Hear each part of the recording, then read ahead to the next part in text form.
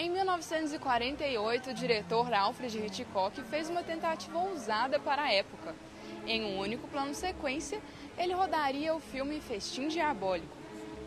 53 anos depois, Alexander Sokurov gravou A Arca Russa. Conheça mais sobre esse projeto ousado no quadro Olhar, com a professora Érica Savernini.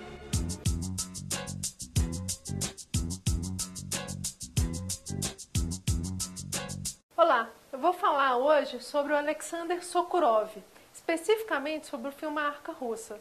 Ele é um filme de 2002 que o Sokurov fez uma experiência inusitada no cinema, que é um longa-metragem, o filme tem 1h36 minutos, inteiramente em plano sequência. Plano sequência é aquele em que você resolve toda a situação dramática sem corte algum. Agora imaginem 1h40 praticamente sem nenhum corte. É isso que o Sokurov faz.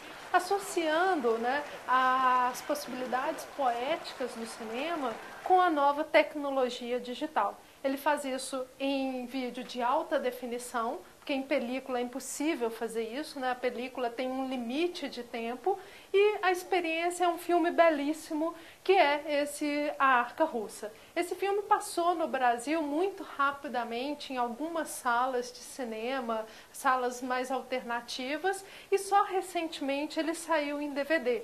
É uma experiência muito bonita e que vem numa história do cinema desde aquele princípio em que a gente tem o André Bazin discutindo sobre a realidade no cinema e que ele acreditava que o plano sequência te dava uma liberdade muito maior como espectador de você olhar para o que te interessasse, para o que te chamasse a atenção, ao contrário do que é a decupagem clássica, que é o cortar para um close, para um plano detalhe, o diretor vai direcionando o espectador para exatamente o que ele quer ver.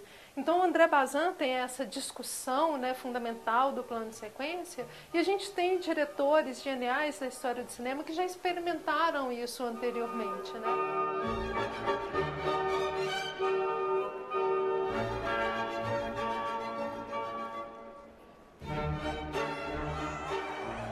Um dos que mais usaram o plano de sequência, mais conhecidos, era o Orson Welles, em que a gente tem, por exemplo, a sequência inicial da Marca da Maldade, um plano de sequência de 3 minutos, em que ele mostra uma bomba sendo armada, a forma como essa bomba vai se deslocando no carro ao longo de ruas, ameaçando as pessoas, inclusive o casal principal, até o momento em que a bomba explode.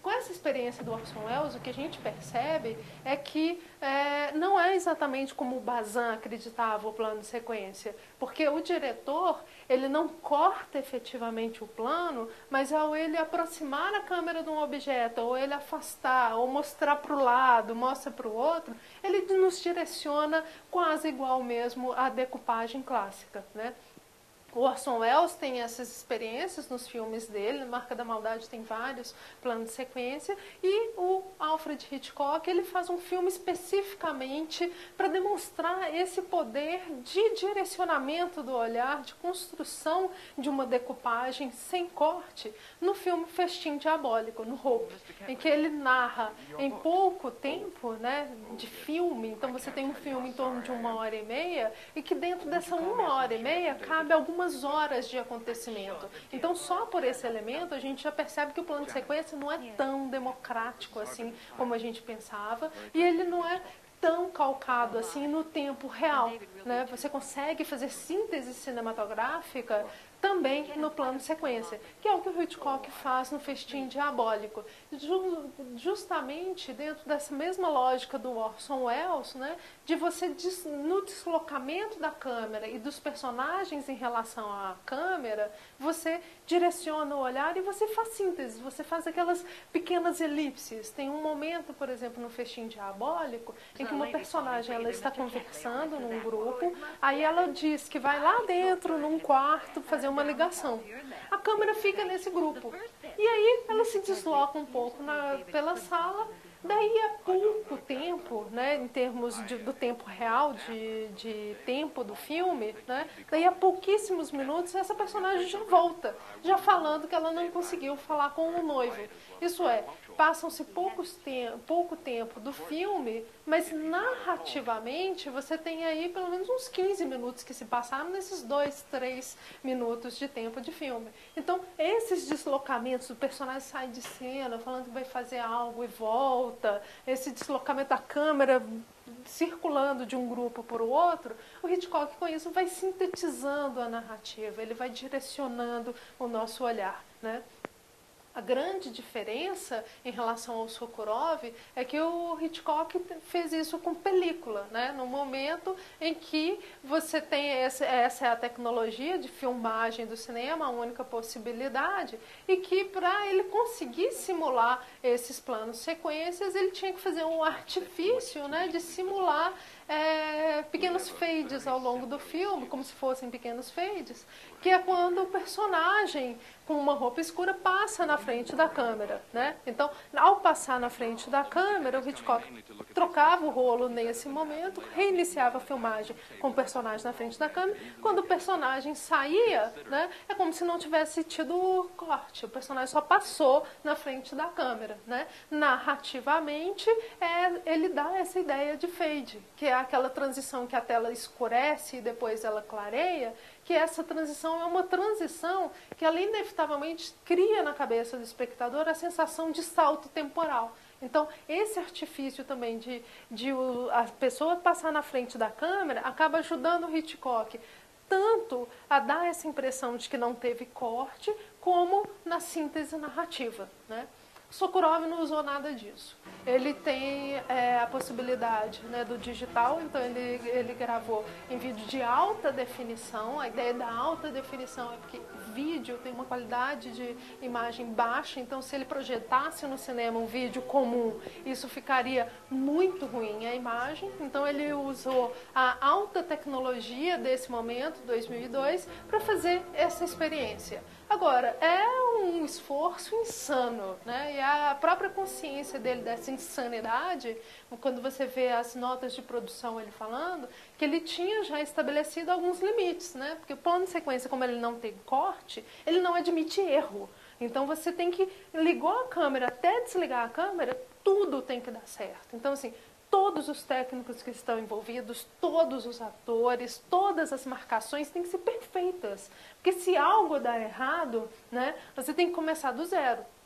Então, uma experiência para fazer um filme inteiro em plano sequência, ele já tinha estabelecido os limites, que se depois, se não me engano, depois de meia hora houvesse algum erro, ele ia abandonar o projeto de fazer em plano de sequência ou ia assumir com cortes, né?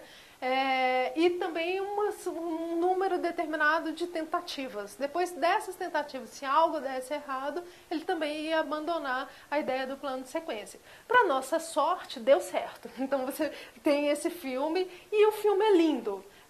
Uma coisa que é fundamental no leste europeu e nessa tradição dos russos, que é a ideia de que não é a forma pela forma. Ele não fez uma experiência, vamos ver se dá certo fazer um filme em plano de sequência. Ele faz um filme poético. Ele é um filme que constrói nesse vagar dentro do Museu do Hermitage essa ideia do que é o espírito russo, do que é a história da Rússia, certa tragicidade dessa história. Então, o formato do plano de sequência, ele contribui para essa narrativa. Não é uma coisa só do formalismo pelo formalismo. A forma desse filme constrói essa narrativa poética, né?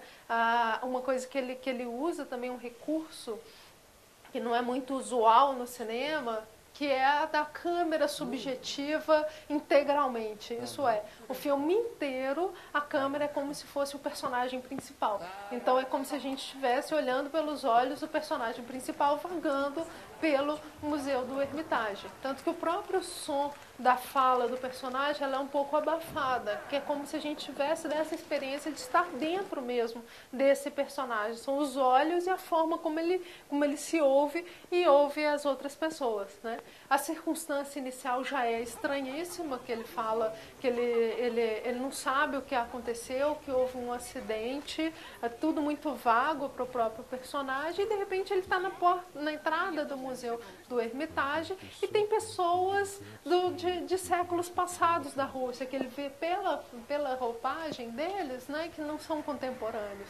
E ele não entende o que está acontecendo. E ele começa a vagar pelo Museu do Hermitage. Ele não é visto por ninguém, a não ser por um marquês. É um único personagem, que é uma figura estranhíssima e muito bonita no filme, que é o único que dialoga com ele.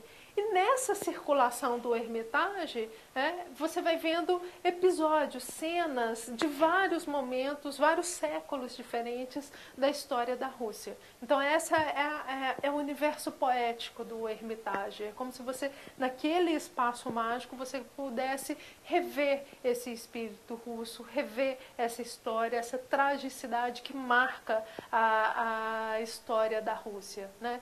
E a sequência final do filme é um exercício insano mesmo, porque você pensa, né? É um plano de sequência, tem um tanto de técnico, tem um tanto de gente, deve ser bem simples o deslocamento da câmera. Não, são super complexos a forma como a câmera se desloca, e na sequência final, o Sokurov, ele faz um baile. Então você tem assim dezenas e dezenas de figurantes, e no meio desses figurantes a câmera sai deslocando, como ela é uma câmera subjetiva, é como se ele fosse um personagem. Então é como se ele fosse uma pessoa se deslocando nesse baile de uma forma livre, e você não vê nem um cabo, você não vê um técnico, você não vê nada vazando nessa imagem, né? Então esse é um filme que vale muito a pena ver por essas questões dele formais e temáticas. Isso é um pacote completo.